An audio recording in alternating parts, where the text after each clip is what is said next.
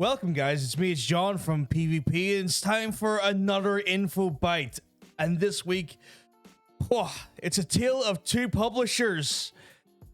Two not very good publishers, but we can break that down for you in the articles as we go through them, guys. Let's get into it.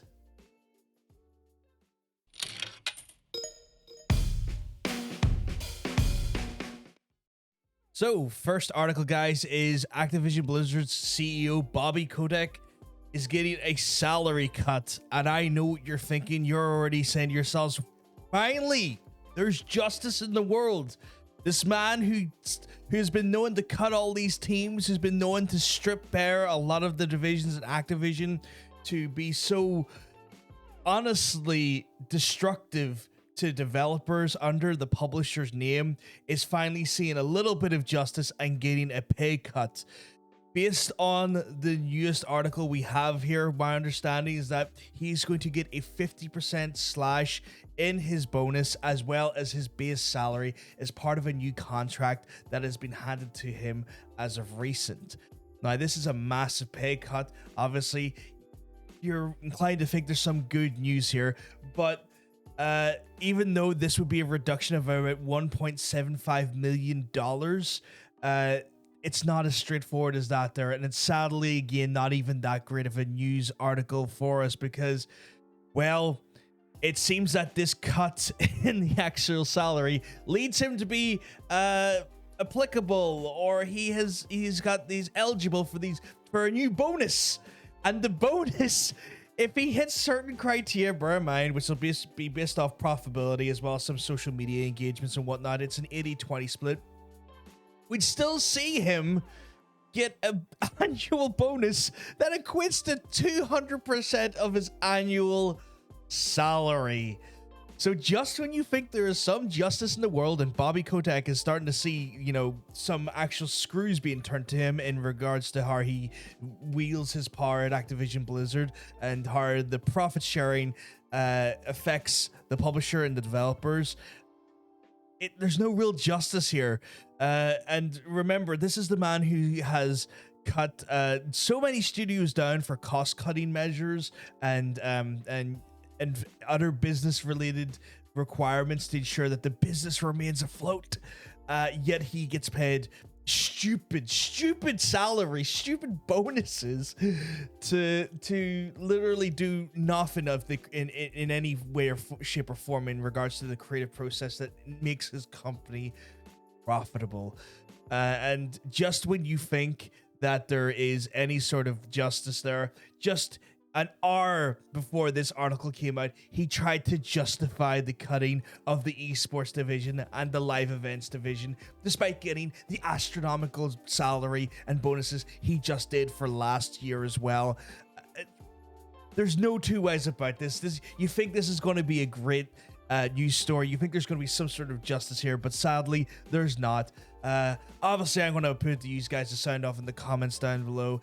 What do you think about this? I honestly think this is still the biggest load of crap in the world. It's complete bullshit, and I don't try to swear much on the show, but it's honest bullshit. But sure, let us know in the comments down below, and we'll take it from there. Jesus Christ.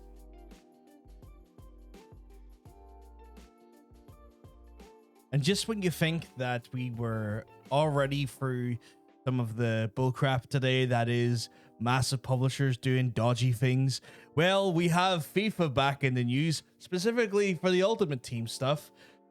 There's been a document that has been released relating to leaked information regarding the FIFA Ultimate Team.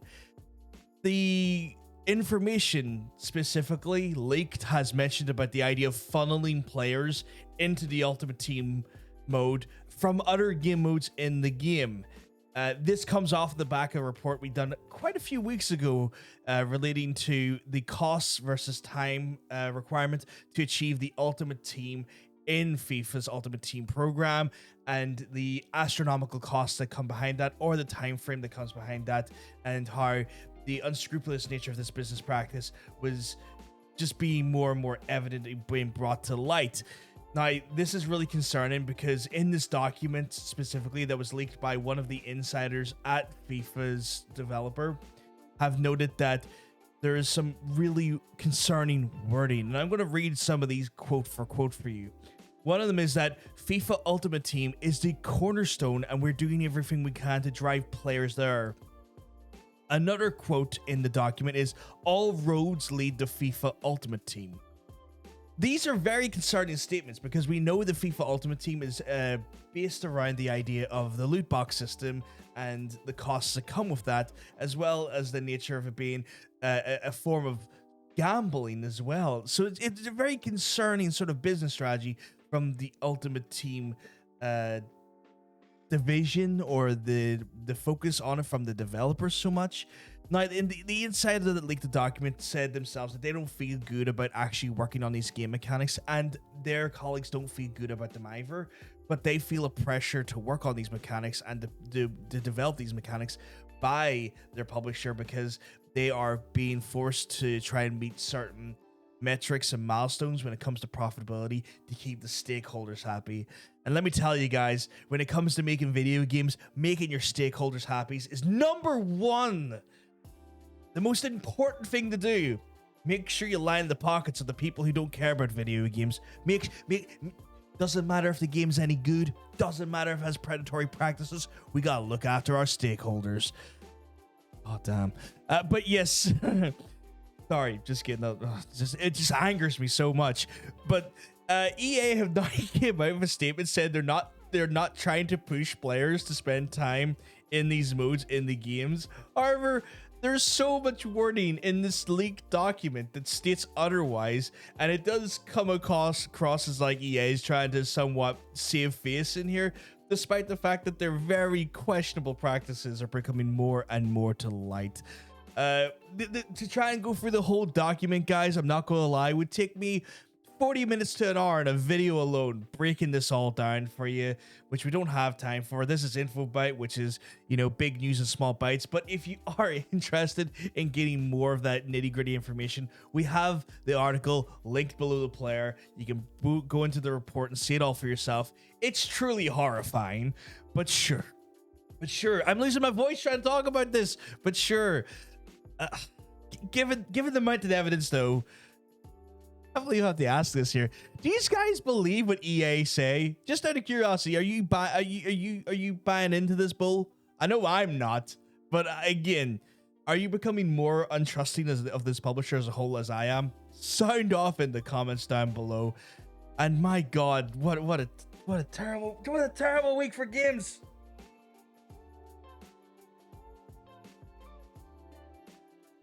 Not gonna lie, guys, this week's been awful for news. I thought we were going to have sparse articles, nothing of very much merit to say, but we end up getting two big, massive insights in the video game industry that kind of makes you just sad to love this industry so much. Kind of makes you sad to kind of have these massive companies dictate your passion and your hobby, and in such an awful way.